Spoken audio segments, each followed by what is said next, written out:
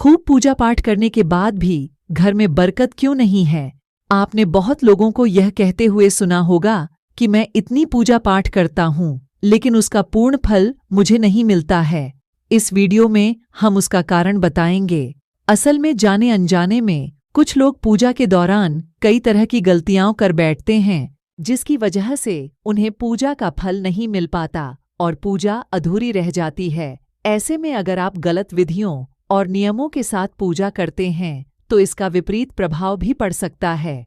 चलिए जानते हैं कि घर और मंदिर में पूजा करने का सही तरीका क्या है। लेकिन उससे पहले अगर आप भी चाहते हैं कि लक्ष्मी माता का आशीर्वाद आप पर बना रहे, तो इस वीडियो को एक लाइक करें और चैनल को सब्सक्राइब कर लें और कमेंट बॉक्स में जय लक्ष्मी माता जरूर लिखें। नंबर 1, किसी भी देवी देवता या भगवान का पूजन करने से पहले स्नान किया जाता है। स्नान के पश्चात शांत मन से भगवान के सामने आसन पर बैठा जाता है। पूजा कभी भी खड़े होकर नहीं करनी चाहिए और न ही खाली फर्श पर बैठकर पूजा करनी चाहिए।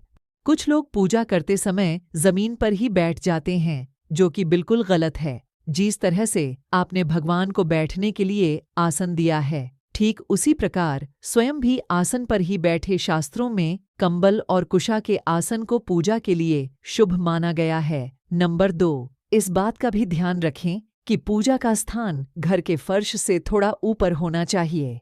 भगवान अतुल्य और श्रेष्ठ है, इसलिए आप अपनी बराबरी में उनकी पूजा न करें। पूजा के लिए भगवान को किसी चौकी में या फिर फर्श से ऊंचे स्थान पर स्थापित करें। इसके अलावा पूजा घर में देवी देवताओं की मूर्तियों को कभी भी दीवार से सटाकर नहीं रखना चाहिए। पूजन करते समय आपका मुंह उत्तर या फिर पूर्व की दिशा में ही होना चाहिए। घर या किसी भी मंदिर में पूजा संपन्न करने के बाद भगवान से अपनी भूल के लिए उनके समक्ष क्षमा याचना जरूर कर लेनी चाहिए। इससे परमात्मा आपके द्वारा जाने अनजाने में की गई गलती को क्षमा करते हैं और आशीर्वाद देते हैं। नंबर 3, पूजा घर हमेशा घर के ईशान कोण में ही रहना चाहिए।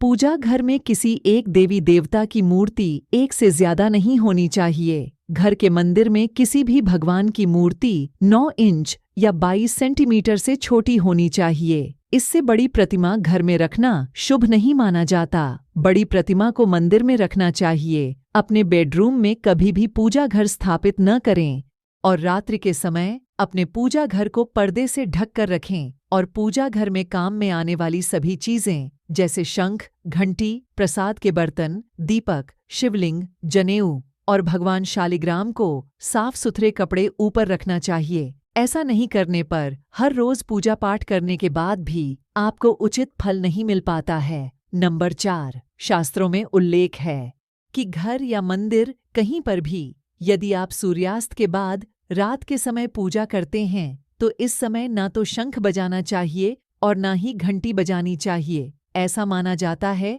कि सूर्यास्त के बाद देवी देवता चयन के लिए चले जाते हैं और ऐसे में उन्हें जगाना सही नहीं माना जाता। इसीलिए इस बात का सदैव ध्यान रखें कि सूर्यास्त के बाद घंटी और शंख बिल्कुल न बजाएं। नंबर 5, अक्सर लोग पूजा करते समय सिर्फ धूप जलाते हैं, लेकिन यह गलत है। किसी भी देवी देवता की पूजा करने से पहले दीपक जलाना अनिवार्य माना जाता है। ऐसी मान्यता है कि दीपक भगवान के प्रति हमारी भक्ति भाव, हमारे द्वारा चढ़ाया गया प्रसाद, धूप और अन्य कार्यों का साक्षी होता है। अगर आप पूजा करने से पहले दीपक नहीं जलाते हैं तो भगवान तक आपकी प्रार्थना कभी नहीं पहुंचती है। आजकल ज्यादातर घरों में अगरबत्ती का इस्तेमाल किया जाता है, परंतु कभी भी पूजा करते वक्त अगरबत्ती का इस्तेमाल नहीं करना चाहिए, क्योंकि अगरबत्ती में बांस की डंडी का इस्तेमाल किया जाता है। हिंदू शास्त्रों में पूजा में बांस का इस्तेमाल वर्जित माना गया है, इसलिए हमेशा पूजा में दीपक का इस्तेमाल करना चाहिए। नंबर 6, अपने मंदिर या पूजा घर में कभी भी नग्न मूर्तियां न रखें। देवताओं को वस्त्र सिलकर पहनाएं। आजकल बाजार में भी देवी देवता के वस्त्रों उपलब्ध होते हैं,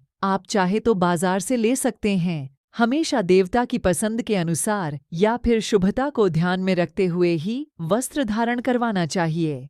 सूर्य, गणेश, दुर्गा, शिव और विष्णु यह पंचदेव कहलाते हैं। इनकी पूजा सभी कार्यों में अनिवार्य रूप से की जाती है। प्रतिदिन पूजन करते समय इन 5 देवों का ध्यान अवश्य करना चाहिए। इससे माता लक्ष्मी की कृपा और समृद्धि प्राप्त होती है। नंबर 7, आप चाहें किसी भी देवी देवता का पूजन कर रहे हों, लेकिन सर्वप्रथम हमेशा भगवान गणेश को ही प्रणाम किया जाता है।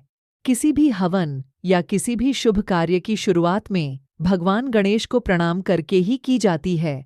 ऐसा कहा जाता है कि भगवान गणेश को प्रणाम किए बिना पूजा करने से उसके फल की प्राप्ति नहीं होती है। नंबर 8, बिना सिर ढके पूजा नहीं करनी चाहिए।